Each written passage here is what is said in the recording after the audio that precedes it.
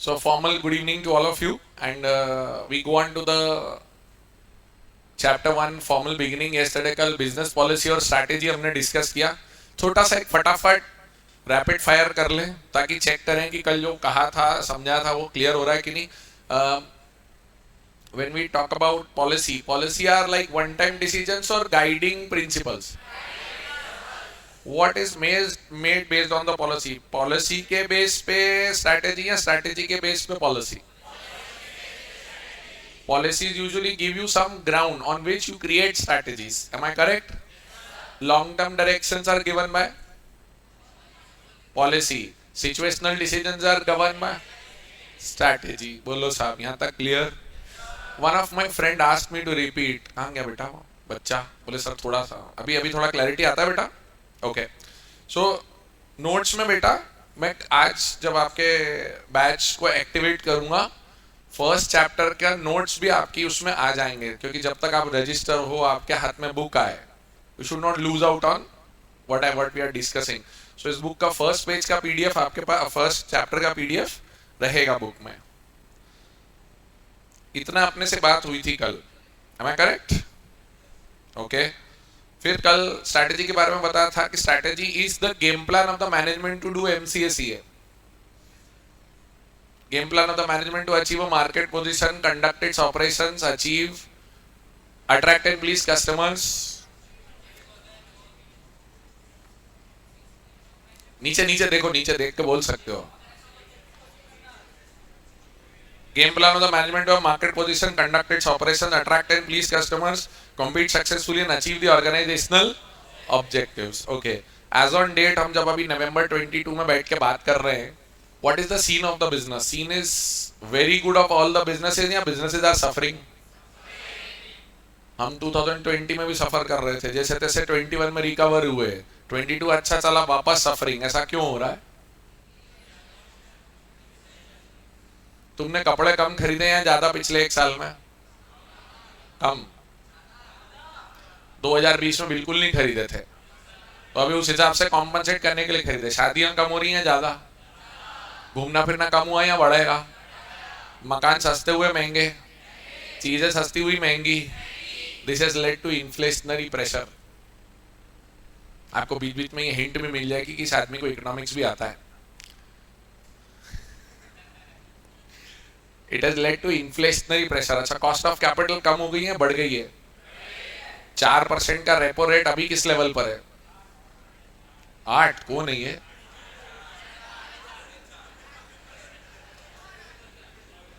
भैया. अपने यहां से जब बाहर निकलते ना साइड में रुकते नहीं सीधे जाते हैं. ये साइड में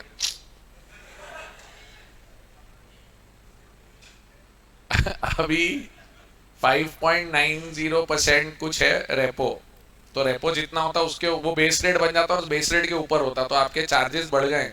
जितने सपने आप देख रहे थे कि सस्ता मकान ले लूंगा तो रियल एस्टेट महंगा हो गया तो इंटरेस्ट कॉस्ट बढ़ गई तो अब आपकी ओवरऑल अफोर्डेबिलिटी वापस लोगों का सेंटिमेंट नीचे आएगा. अच्छा यूएस में क्या हाल है? क्या मालूम क्या हाल है? हमें नहीं मालूम. बिजनेस एंगल से बाकी कुछ नहीं पूछ रहा मैं.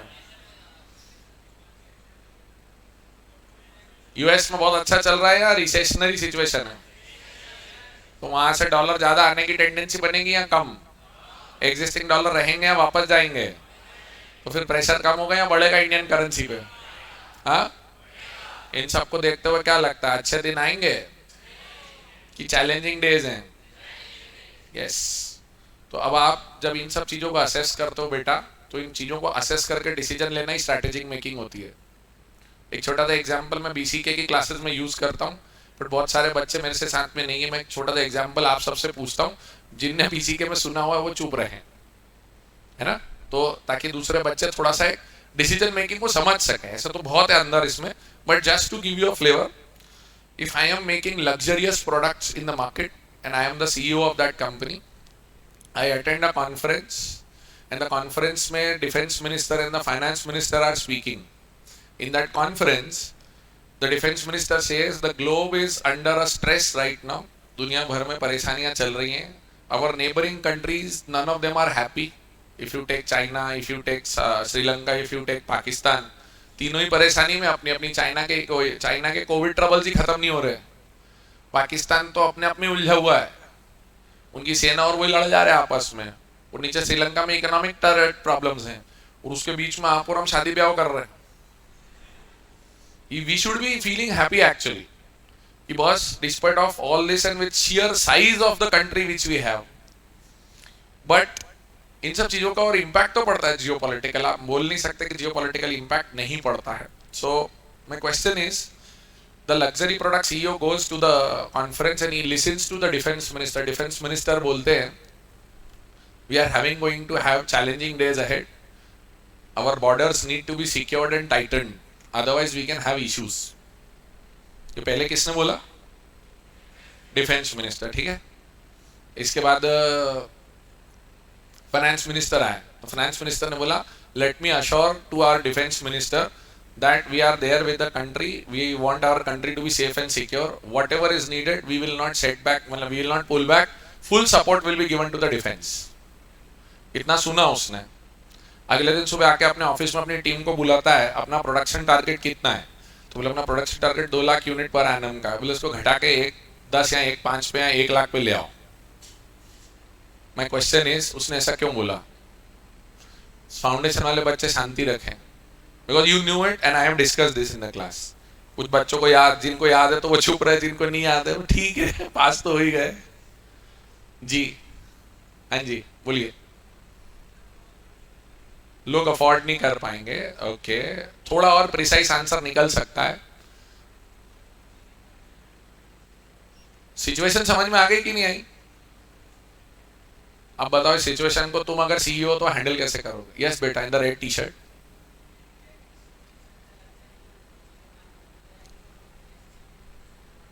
ठीक है, तो मैंने अपना प्रोडक्शन 2 लाख, मैं लग्जरी प्रोडक्ट्स बनाता हूं, तो 2 लाख से 1 लाख पर आया हूं, इसीलिए कि लग्जरी की डिमांड कम होगी। ओके, एक रीजन ये है। और भी कुछ है? थोड़ा और सोचो, थोड़ा और थिंक थ्रू करो, मिलेगा।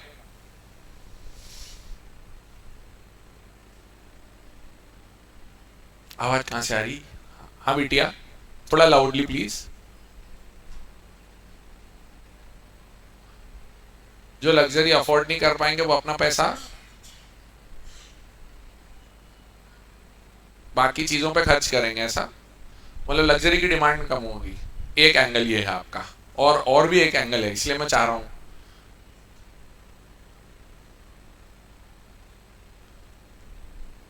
जी बिटिया,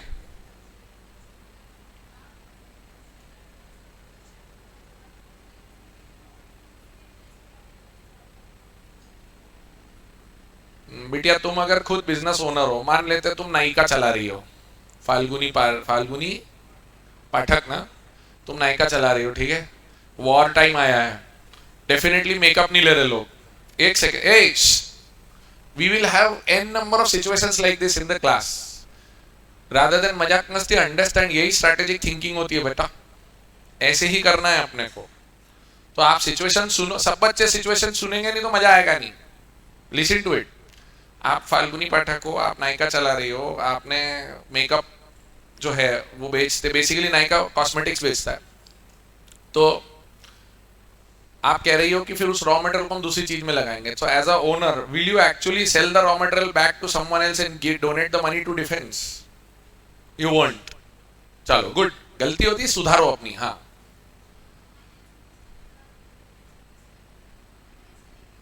हाँ, फाइनेंस मिनिस्टर पैसे कहां से देगा डिफेंस को? छाप के? सोचो सोचो बच्चों, सोचो। गवर्नमेंट की ट्रेजरी से जाओ, तिजोरी खोलो, लाओ, दो। यार अपन अब सीए इंटर में तो बिल्कुल एग्जैक्ट बात होगी कि पैसे पहुंचेंगे कैसे।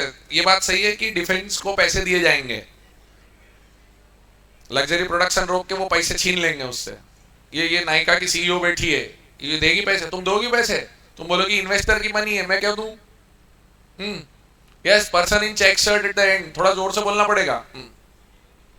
सब्सिडी कम देंगे तो गवर्नमेंट सबको सब्सिडी देती भी नहीं, वो तो पिछड़े इलाके में, आदिवासी इलाके में फैक्ट्री लगाने में सब्सिडी देती है। Good, please do this mistakes. शुरू में ये मिस्टेक करना बहुत अच्छी बात है। यस बिटिया, थोड़ा सा जोर से बोलना पड़ेगा। अरे यार तुम आगे वाले बोलते हो यार, आवाज नहीं आती फिर, रुको एक मिनट।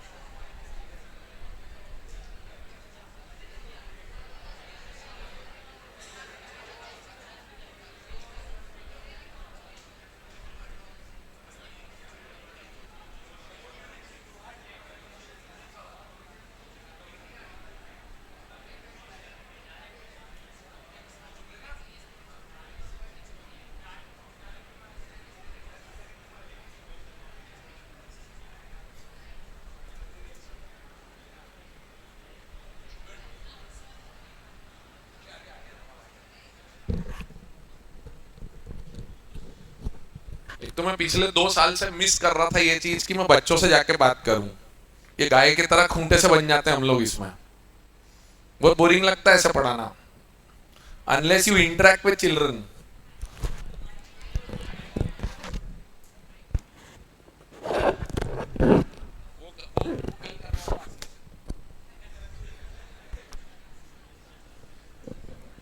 हमारा हमारा आशीष भैया परेशान हो जाएगा, बोले बहुत ही नखरे दिखाते हो। माइक है क्या यहाँ पे? कहाँ है? हाँ मैं करूंगा वो, मैं उस पर आदत डालूंगा, because it's fun going and speaking to them. उससे आपको भी लगता है कि हाँ यार आसपास कोई है। नहीं तो वो बैठे बैठे बोरियत होती। मतलब आप बिलीव नहीं करोगे, सबसे बुरे साल निकाले 2 साल वो जो ऑनलाइन पढ़ाया ना, यक। मतलब मैं खुद मानता हूँ कि अगर मैं 100 पढ़ा सकता था तो ऑनलाइन में 75 तक ही जाता था। शक्ल नहीं दिखती ना, एक्सप्रेशन नहीं दिखता, कोई गलती करे पता नहीं चलता, वो घर पे लेटे लेटे सुन रहे हूँ, हाँ सुना बोल। एक तो कैमरे चालू नहीं करते बच्चे, परमानेंट कैमरे खराब है सबके, और जब चालू करवाने होते तो सब चालू कर लेते ही लोग।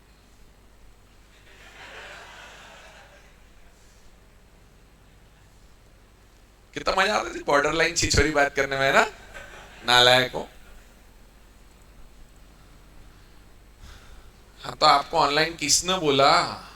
आओ ना, हम तो पैसे भी ज्यादा लेंगे ऑफलाइन में, पर मजा आएगा, आके तो बात करो। चलो इधर भी कुछ आंसर है। टैक्सेस इंक्रीज करेंगे, यस। हम टैक्सेस बढ़ाएंगे सबसे पहले तो। और टैक्सेस कौन सा बढ़ाओगे, डायरेक्ट या इनडायरेक्ट? इनडायरेक्ट टैक्स बढ़ाओगे ना, कवरेज सबसे ज्यादा मिलेगा, लेकिन गरीब आदमी मर जाएगा उसमें। तो आप इनडायरेक्ट टैक्स तो बढ़ाओगे पर लग्जरी आइटम्स पे बढ़ाओगे। और आप प्रोडक्ट कौन सा बना रहे हो सीईओ के तौर पे, तो आपके प्रोडक्ट अफोर्डेबल होंगे, नॉट सो अफोर्डेबल रहेंगे। एक तो माइंडसेट चेंज हो जाएगा, दूसरा साथ साथ टैक्सेशन बढ़ा हुआ है। तो इसने समझदारी क्या दिखाई, अपना प्रोडक्शन एस्टिमेट 1-2 लाख से उठा के 1 लाख करा। This is called understanding the environment. वातावरण को समझ के डिसीजंस लेना। प्रधानमंत्री आवास योजना के अंतर्गत जो सब्सिडी मिल रही है वो कितने बड़े मकान पे मिल रही है? बंगले और आलीशान महल बनाने पे वो सब्सिडी है? कितने स्क्वायर फीट के प्लॉट पर है? छोटे मतलब एक गैस तो मारो, कितना स्क्वायर फीट का प्लॉट है वो? 400 बढ़ा के 800 तक ले गए वो।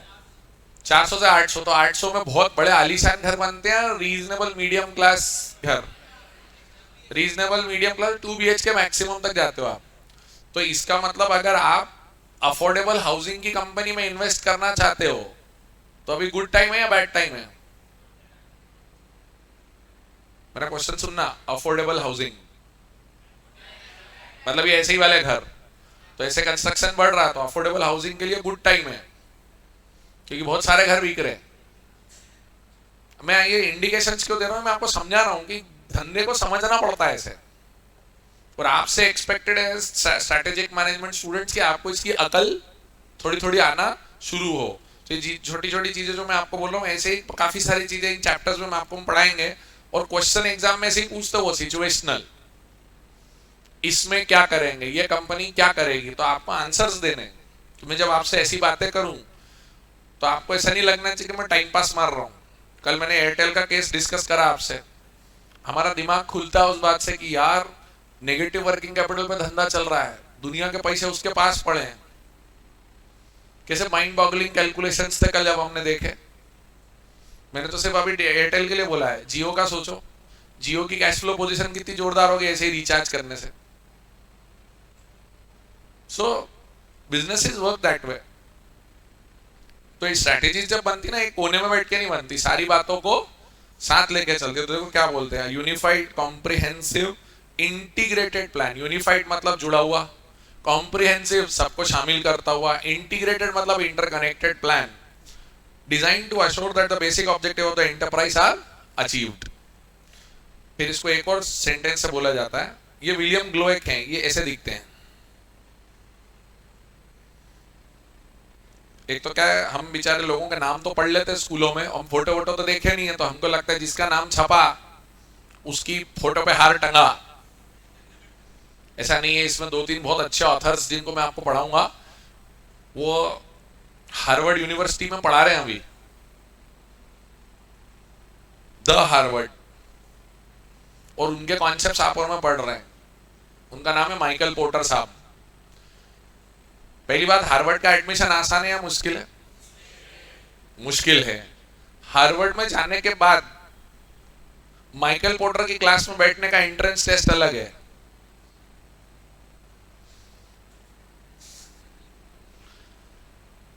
और टेड टॉक कोई सी सुनी है? कोई सा भी टेड टॉक सुना है तुमने कभी? जनरली कितने मिनट का होता है? 10 से 20 मिनट, इससे ज्यादा वो करते नहीं है। माइकल पोर्टर का टेड टॉक है 1.5 घंटे का। Imagine the content which he would have spoken, that Ted set कुछ भी नहीं काटना है, पूरा का पूरा डालना है।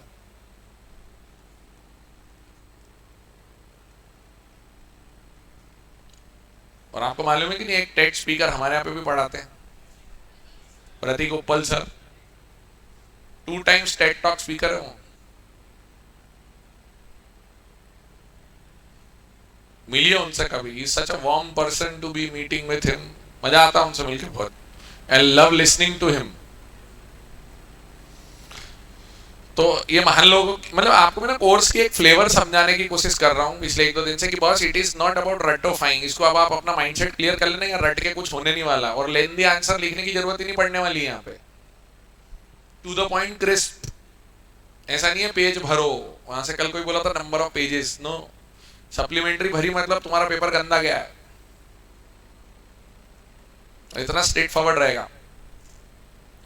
तो लॉन्ग रेंज ब्लूप्रिंट, इंजीनियरिंग का कभी नक्शा देखे हो?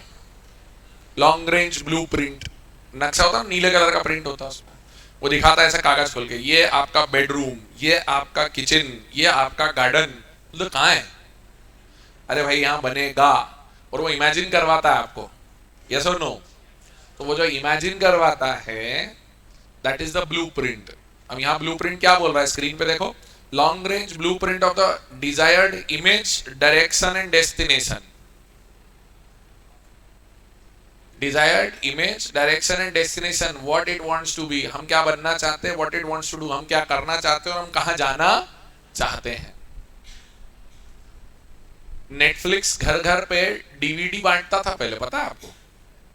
नेटफ्लिक्स का ओरिजिनल बिजनेस मालूम है कि नहीं? आप बचपन में घर में आपने सीडी डीवीडी देखी है? पहले किराए पे मिलती थी। हमारे इंदौर में बहुत सारे हैं, बंटी वीडियो पार्लर, जानू वीडियो पार्लर टाइप्स वाले, हम इनका नाम भी ऐसे ही होते हैं। फिर आप लोगों को आजकल मेमोरी कार्ड में आपने पिक्चरें डलवाई होंगी कई बार देखने के लिए, हाँ हाँ, पेन ड्राइव, मेमोरी कार्ड्स वगैरह, ऐसे डाउनलोड्स वाले बहुत सारे लोग होते, पिक्चर डाउनलोड करते थे 5 रुपए 10 रुपए में। नेटफ्लिक्स ने डीवीडीज का रेंटल बिजनेस चालू किया था यूएस में,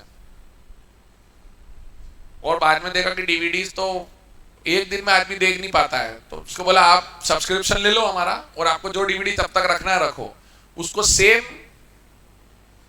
कॉपी करके अनिल अंबानी ने एक बिजनेस चालू करा था इंडिया में, बिग फ्लिक्स।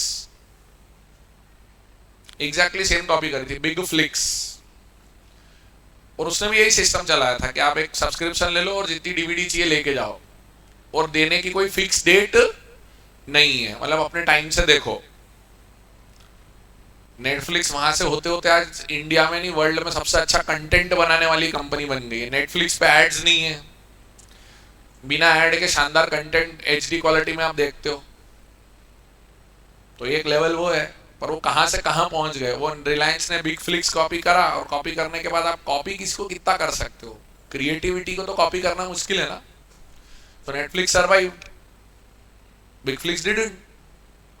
तो आप सोचो तो सही क्या करना चाहिए, और करने के बाद जब आप उतरते हो तो आपको मालूम है हाउ डू यू नेविगेट, आपको रास्ता कैसे निकालना। जैसे तुम लोग क्या करना चाहते हो, व्हाट इज योर एम, अगर कोई पूछते तो बोलते सीए बनना है, that is the destination, but finally achieve क्या करना है इससे, I want to have a great professional life.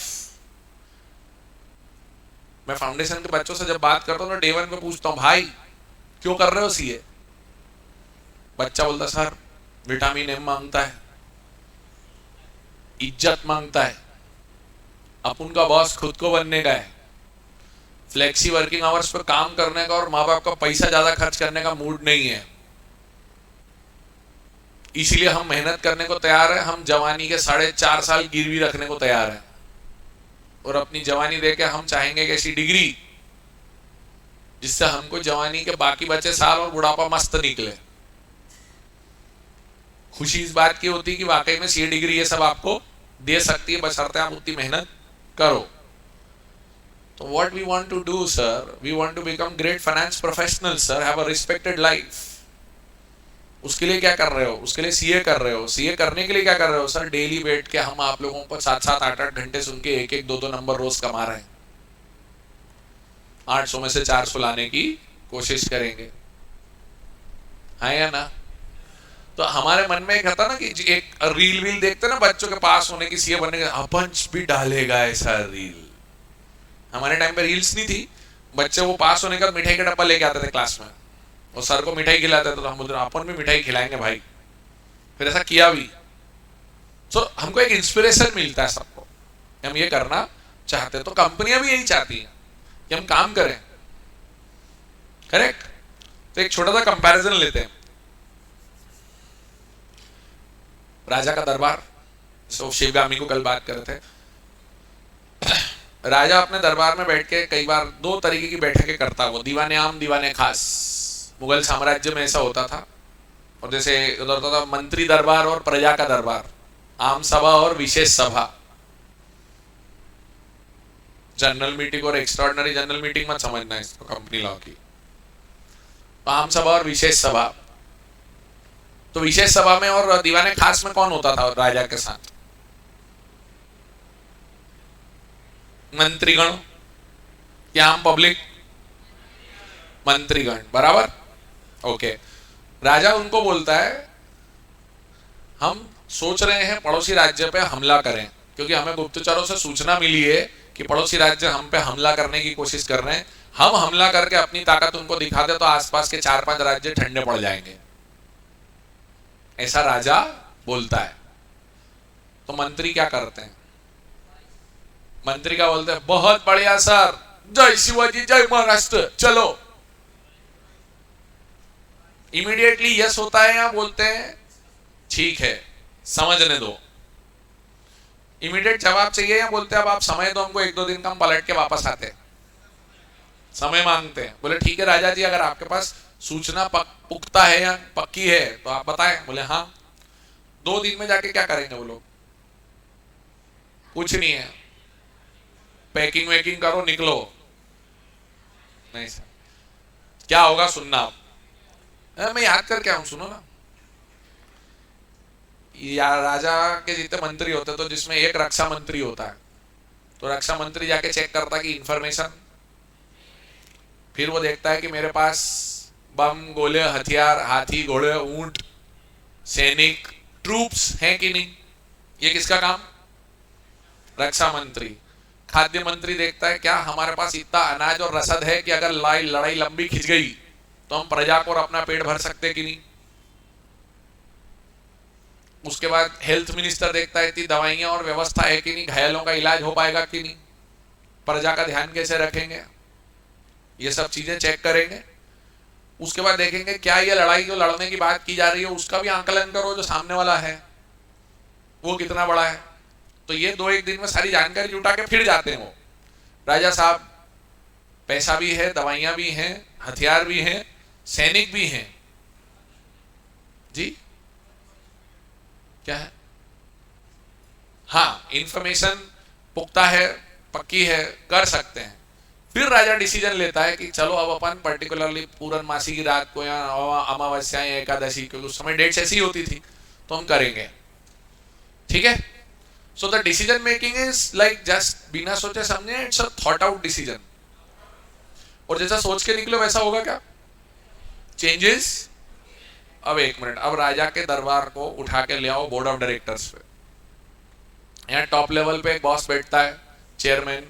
वो बोलता है ये वाले बिजनेस में एंट्री लें क्या?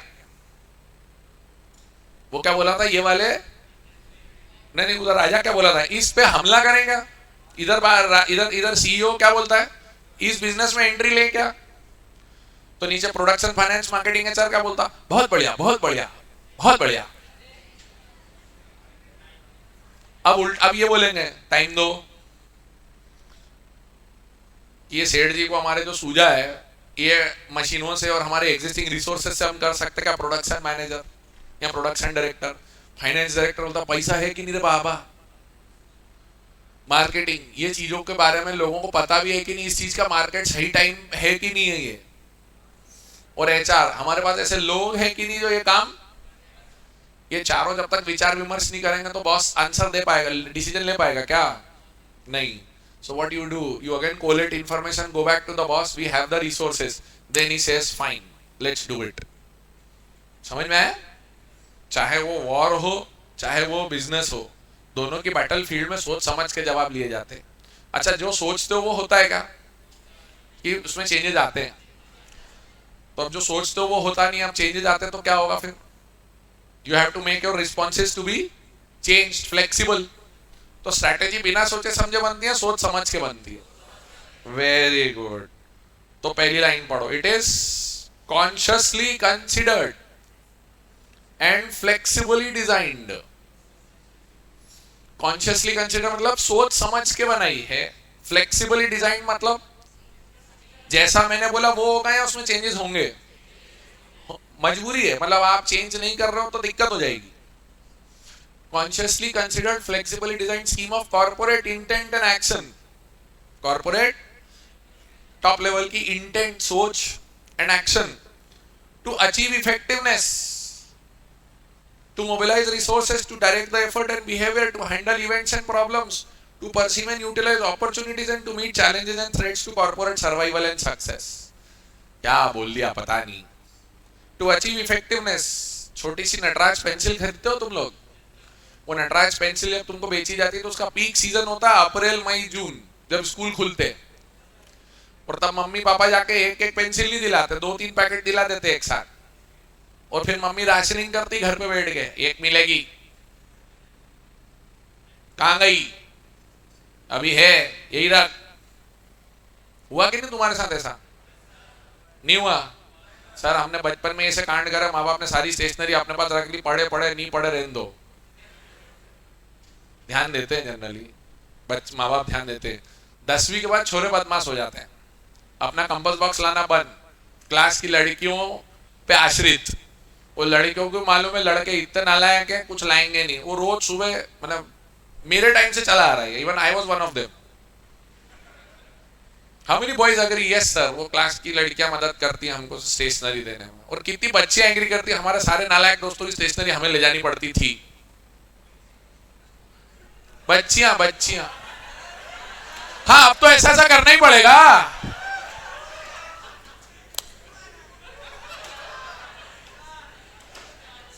अति उत्साही है ये, ऐसा अभी करता है, हर बैच में करता है ये। अच्छा, हर बैच का मामला। Very good, very good, very good.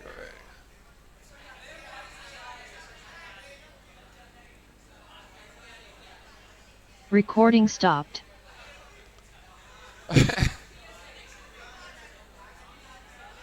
अब तो तू जो भी बोले ठीक है। सबको सुनाई में आया? मैंने बोला सुनाई में आया ना?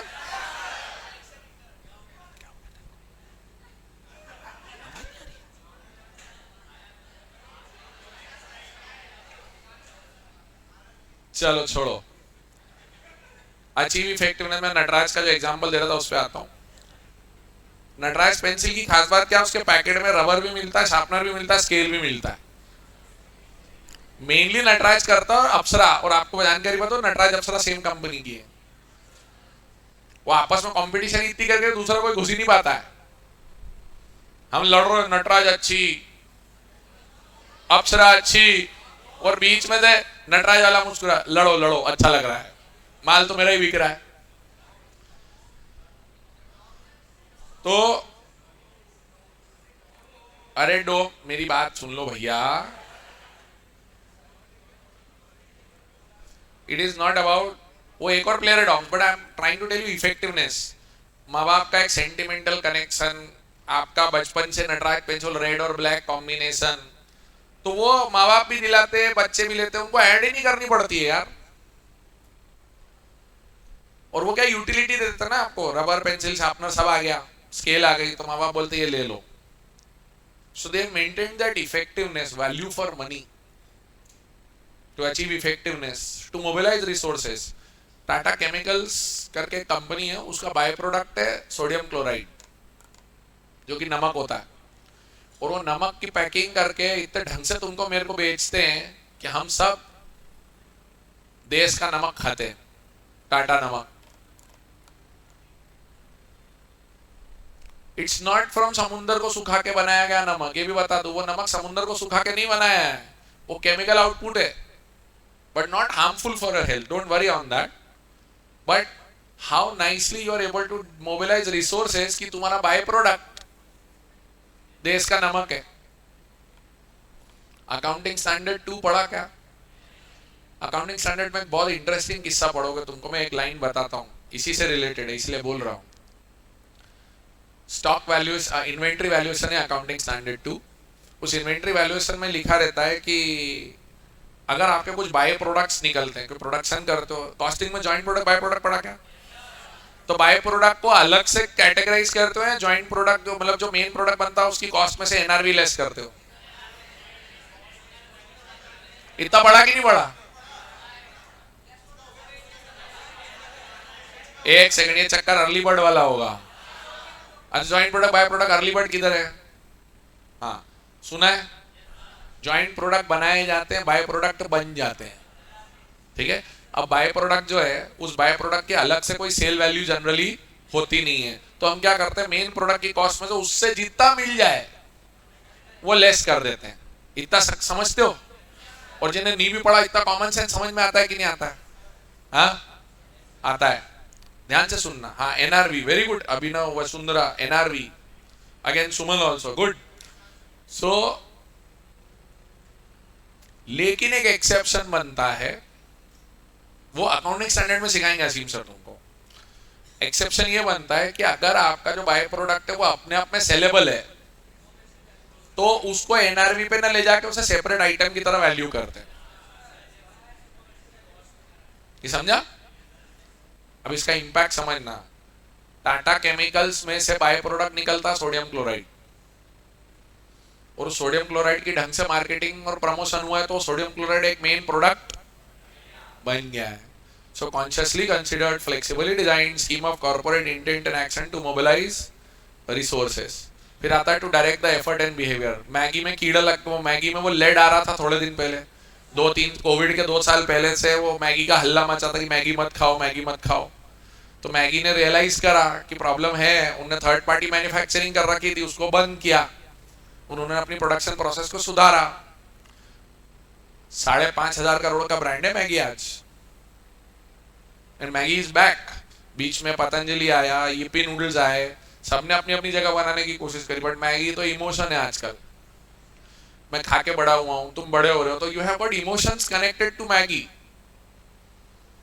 सो they did not criticise. Maggi के ऊपर जब आरोप लगा कि तुम्हारी मैगी खराब है, उन्होंने ये नहीं बोला कि 70 साल में किसी ने आरोप नहीं लगाया आज तक, पाकिस्तान की साजिश है, विपक्ष की आदतें हैं, आतंकवादी मुद्दा है, कुछ नहीं, एक्सेप्ट हाँ गलती है, सुधारो और आगे निकलो. Direct the effort and behaviour. How do you handle an events and problems. आप प्रॉब्लम्स और इवेंट्स को कैसे हैंडल करते हो, कितने अच्छे से आपको चीजें हैंडल करना आती हैं. How do you perceive and utilise opportunities.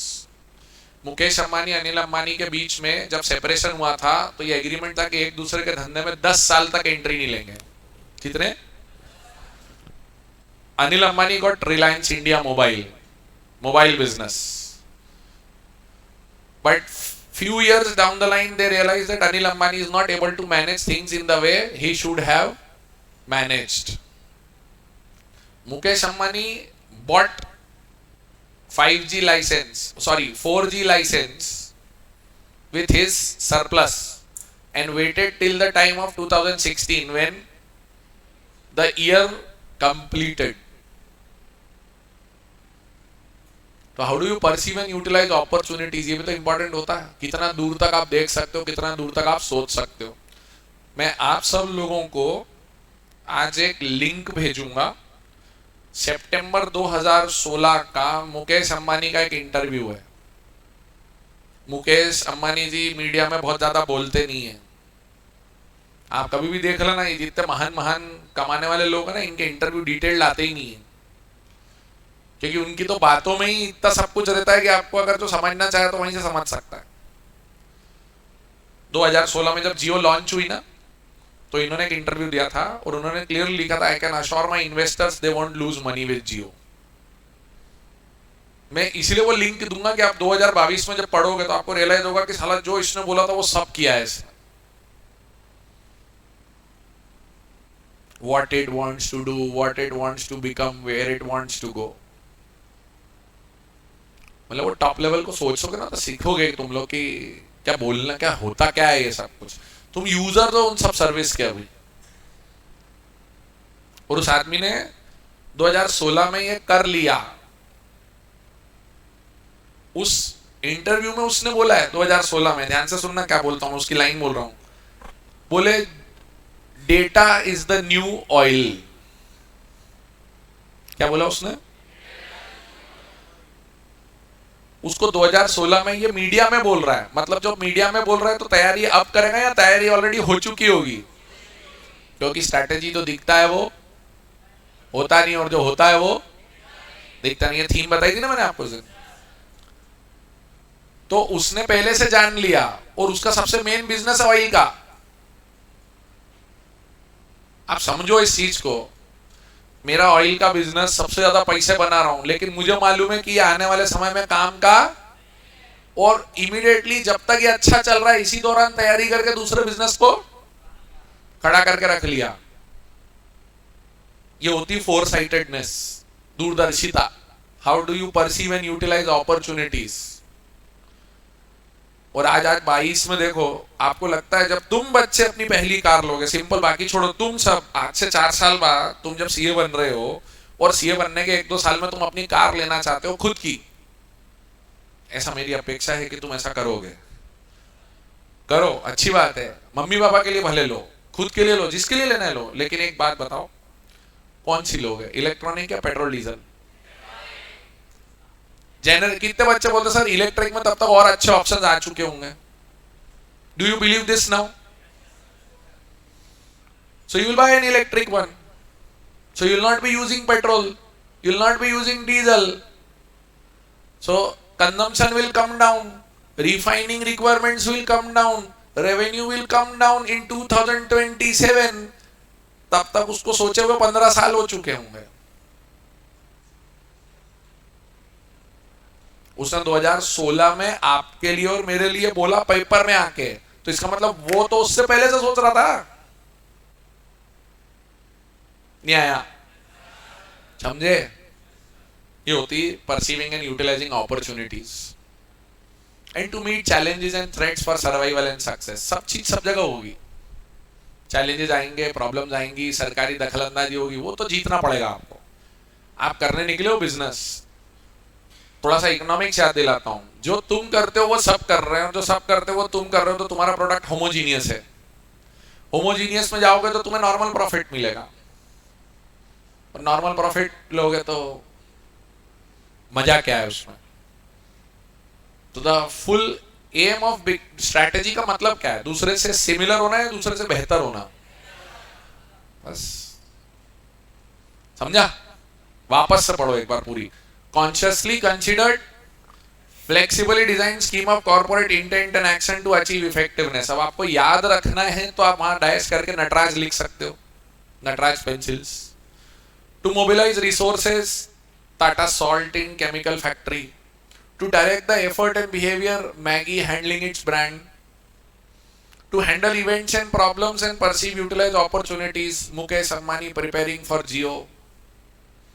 And to meet challenges and threats for survival and success. ये सिर्फ आपके और मेरे याददाश्त के लिए, ये एग्जाम में आपको ऐसे लिखना, वर्ड बाय वर्ड नहीं लिखना पड़ेगा, बट पढ़ते तो घर पे याद आना चाहिए ना कि इससे कनेक्ट क्या है। ये छोटे छोटे स्टोरीज याद रहते हैं। जैसे नटराज लिखा होगा तो आपका लगा अच्छा सर ने ये बोला था, टाटा सॉल्ट बोला तो समझ में आ जाएगा कि टू मोबिलाइज रिसोर्सेस। समझे बेटा? ओके। तो इतनी अच्छी स्ट्रैटेजी बना लें अपन, आप जीतने की गारंटी दे सकते हो? कोई आपको बोले मैंने ऐसी स्ट्रैटेजी बनाई है जिसका कोई तोड़ नहीं है, तो उसके कंधे पे हाथ रख के बोलना भाई तू थक गया है, क्योंकि there can be nothing called a perfect strategy. It may be so that you have run out of your own options, आपकी थिंकिंग सीमित हो गई हो। हेलो? तो नीचे एक बहुत इंपॉर्टेंट लाइन लिखते हैं वो, strategy is no substitute for sound, alert and responsible management. आप डे टू डे अगर आप ऐसा बोलो मैं मेरी टीम हटा रहा हूं, मेरे पास एक अच्छा स्ट्रैटेजी बनाने वाला व्यक्ति आ गया, अब मैं मेरी टीम नीचे से हटा रहा हूं, so it's a good thing और अ बैड थिंग? सर ये सोचने वाले लोग हैं स्ट्रैटेजी वाले, करने वाले तो रूटीन मैनेजमेंट टीम है। तो कभी भी ये मत सोचना डे टू डे मैनेजमेंट से स्ट्रैटेजी रिप्लेस हो जाएगी। स्ट्रैटेजी हमेशा डे टू डे मैनेजमेंट को कॉम्प्लीमेंट करेगी। हेलो? ये पैराग्राफ मेरे सामने पढ़ना जरा आप अभी जरा, हाउएवर से लेकर नीचे तक।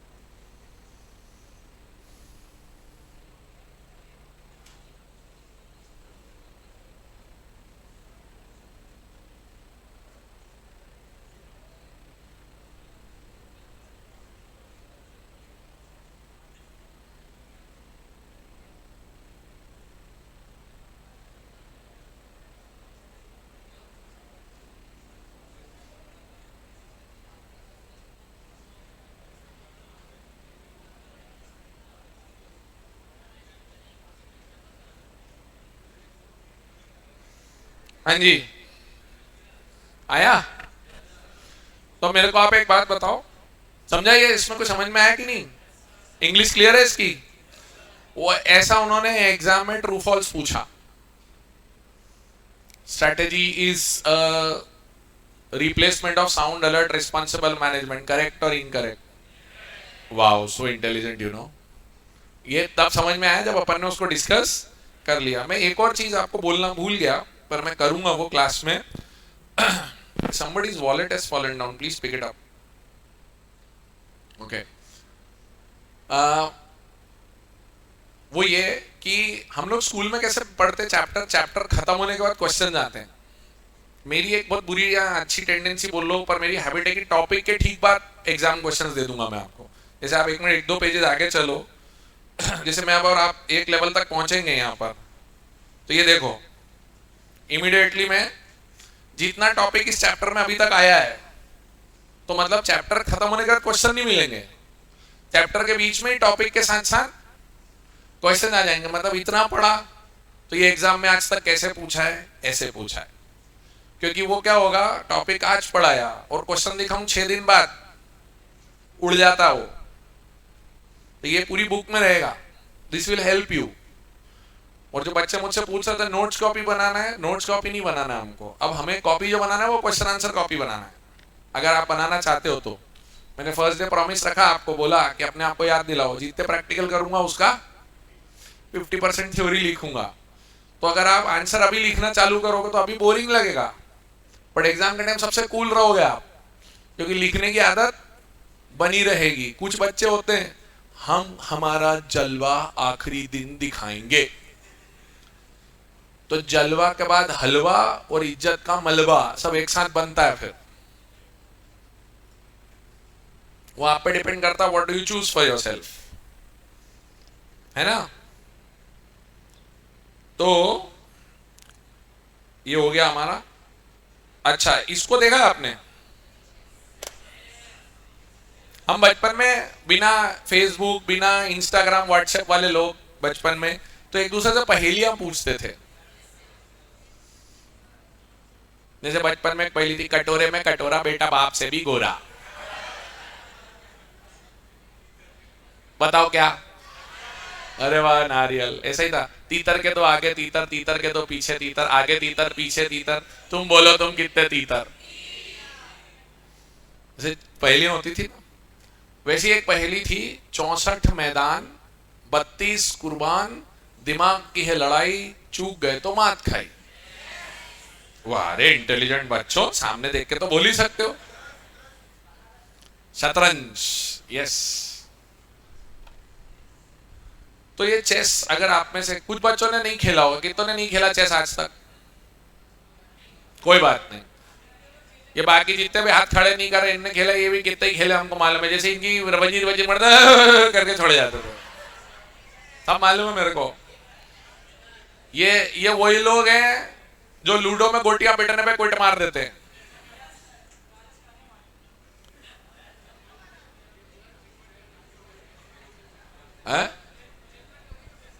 चेकमेट करके उठे, अच्छी बात है।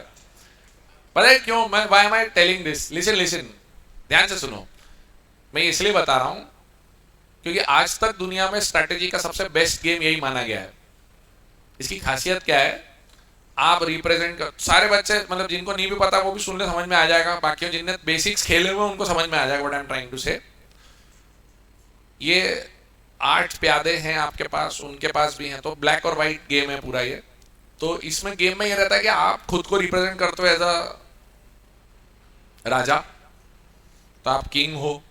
उसमें चलेगा कि नहीं यार, ये मैं कल परेशान कर रहा था पीडीएफ, चल जा मेरे भाई। हाँ चल रहा है, आप राजा हो, ठीक है। ये आपका वजीर है। फिर आपके पास 2 घोड़े, 2 ऊंट, 2 हाथी हैं, और आपके पास 8 प्यादे हैं। Pawns you know, pawns, bishop, Ram जाने मेरे अंग्रेजी से मैं कंफ्यूज हो जाता हूं, मैं तो देसी याद रहता है। हाथी, घोड़ा, ऊंट, प्यादा, वजीर। अभी इस गेम का सिस्टम क्या है, एक एक स्टेप आपको चलनी है। प्यादे एक एक स्टेप आगे बढ़ सकते हैं, स्टार्टिंग में 2 स्टेप चल सकते हैं, पर प्यादे की काबिलियत क्या है, बस वो सीधा सीधा चल सकता है, मार सामने आ जाए कोई नहीं सकता, सिर्फ साइड में मार, डायगोनल मार सकता है ये प्यादे। तो प्यादे क्वांटिटी में ज्यादा है, कैपेबिलिटी में कम है, ये समझा पहला। दूसरा, फिर हाथी आता है। हाथी हॉरिजॉन्टल और वर्टिकल चल सकता है पर जंप नहीं कर सकता, बराबर।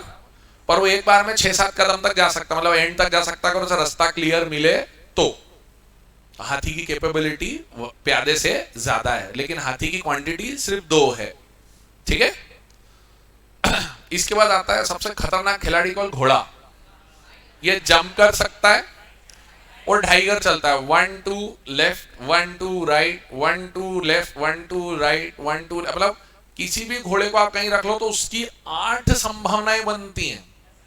स्टार्ट करने के बाद पहला तो वो सामने आता है, उसके बाद हर जगह 8 पॉसिबिलिटीज है उसकी।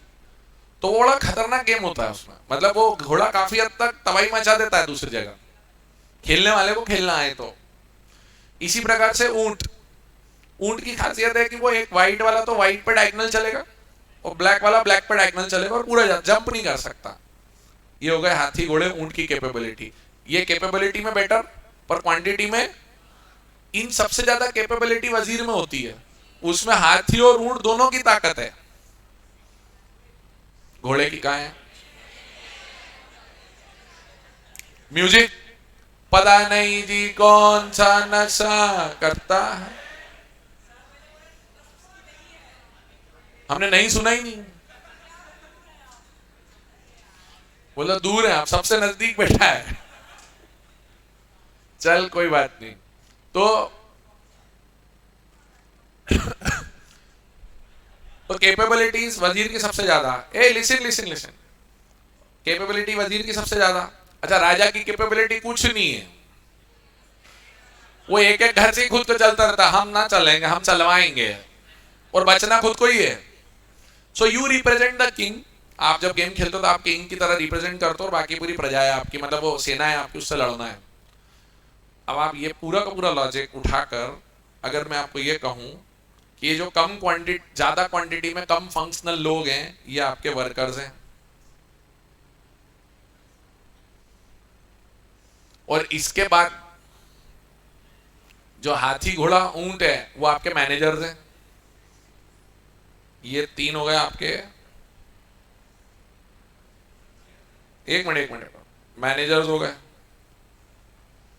बराबर। और आपका टॉप लेवल जो है वो ये रहा आपका वजीर, और जिसको हम बोर्ड ऑफ डायरेक्टर्स बोलते हैं।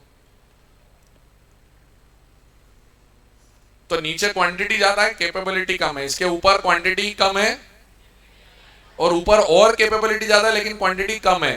तो आप ये कैसे बनाओगे, ऐसा स्क्वायर, रेक्टेंगल या पिरामिड? हाँ, so now we come to the pyramid, the most important aspect of SM. ये एसएम का रियल पर्सनल नॉमिनल है, ये एसएम का डेबिट क्रेडिट है, इसके बगैर हम कुछ नहीं कर पाएंगे आगे। तो हमने क्या सीखा, सबसे पहले वर्कर्स,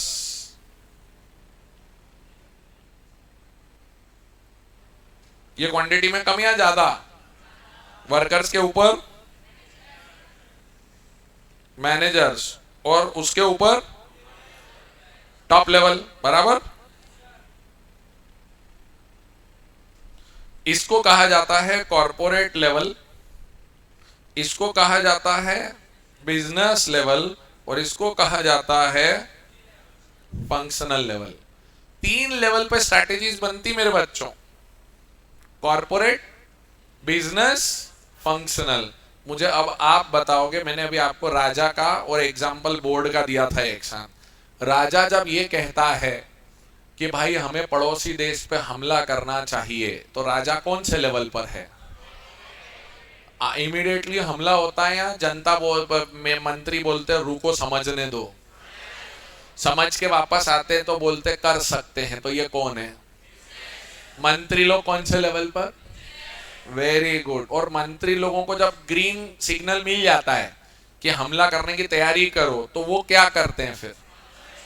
सैनिकों को तैयार करते हैं। वैद्य जी को बोलते दवाइयां बनाओ, फूड वालों को बोलते खाना इकट्ठा करो, पशुपालक को बोलते हाथी घोड़े ऊंट तैयार करो। ये कौन से लेवल पे है? और दिमाग लगाने का काम सबसे ज्यादा किधर है? कॉर्पोरेट पे भी है, उससे कम थोड़ा बिजनेस पर है। फंक्शनल लेवल को दिमाग लगाना है या एग्जीक्यूट करना है? अब चलो इसी को कंपनी पे ले चलते, कौन से बिजनेस में जाऊं ये कौन डिसाइड करेगा?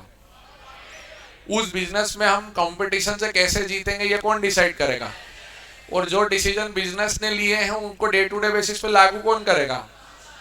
हेलो, समझा कि नहीं समझा? Corporate, business, functional, 3 level of decisions, हाँ या ना? इसमें कॉर्पोरेट किस सवाल का जवाब ढूंढता है? कॉर्पोरेट ढूंढता है what business we should be in, what business we should be in. Hello, फिर आता है बिजनेस डिसाइड हो गया तो अब कंपटीशन होगी उस बिजनेस में, तो आता है tactics to beat the competition, tactics to beat the competition. And तीसरा आता है फंक्शनल लेवल पर operational methods to implement those tactics, operational method to implement those tactics। I repeat, आप सब बच्चे कोशिश करें ये चीज एटलीस्ट अपनी रफ कॉपी, अगर किताब अभी नहीं है रफ कॉपी में ये पिरामिड जरूर नोट करें। ये दादा हाथों को कष्ट देना है कि जिंदगी में मोबाइल सबमिट नहीं करना है एग्जाम में, अपने को सब जगह मोबाइल डालेगा क्या?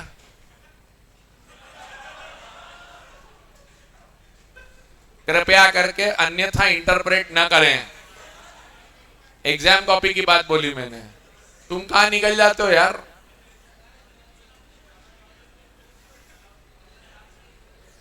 वो देख एक समझदार, उसको रंगोली का भूत ही नहीं उतरा, बोले कॉपी में मांड ले, हाँ मांड ले।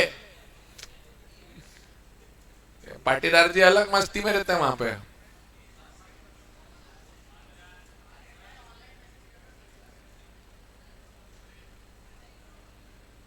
वैसे बाय द वे नोट्स किसके इसके पास हैं? तो जिनके पास नोट्स है उनको तो दिख रहा होगा ये।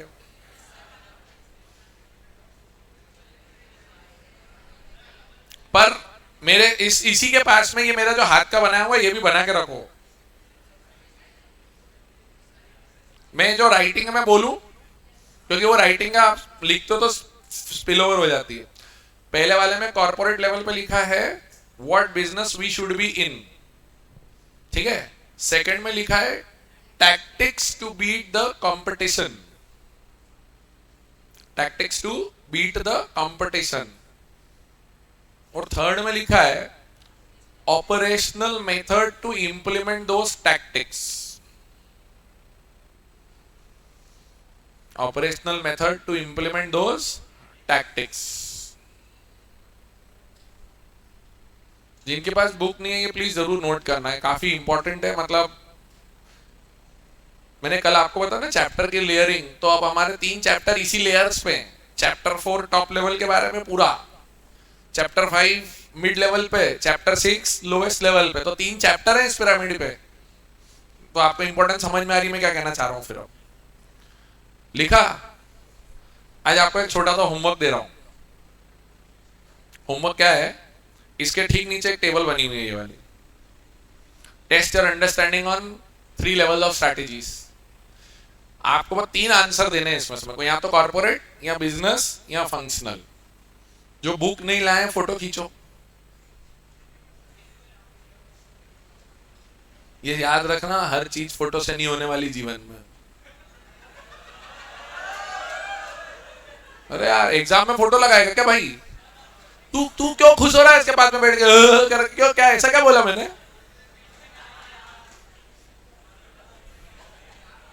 बड़ी I love the way you do मस्ती, हाँ ब्रो, यू चालाक, वेरी चालाक ब्रो।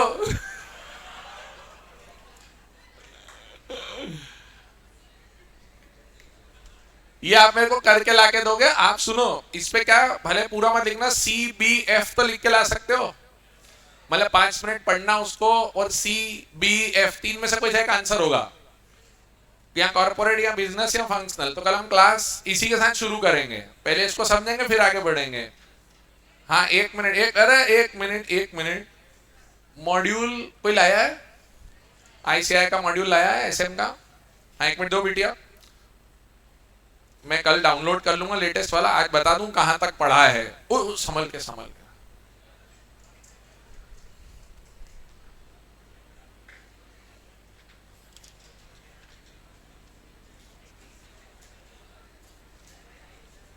मैं बच्चों सुनो, ए आई एम, अरे यार पेज नंबर आज मैं आ गया हूं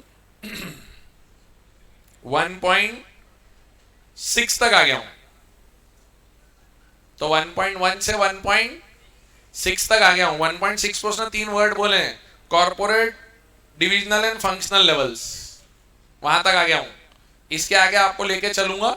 तो आप 1.6 तक अगर पढ़ना चाहते हो डेली बेसिस पे, एंड मैं सजेस्ट करूंगा अभी हाथों हाथ आपको पढ़ने का मतलब क्या है, याद मत करना, रीड। अब रीड का ये मतलब नहीं होता हो गया, read it like a magazine, but magazine में ऐसा नहीं अच्छा लिखा, छपाई अच्छी है, गुड, बढ़िया, सही जा रहे हैं, ऐसा नहीं। एक बार रीड कर लो, बिकॉज रीजन बताऊं, जो आज बोला है ना वो उसी में से है, तो एकदम कोरिलेट होकर शब्दावली अच्छी हो जाएगी। ठीक है, थैंक यू बेटा, ये दे दो पीछे, थैंक यू बेटा।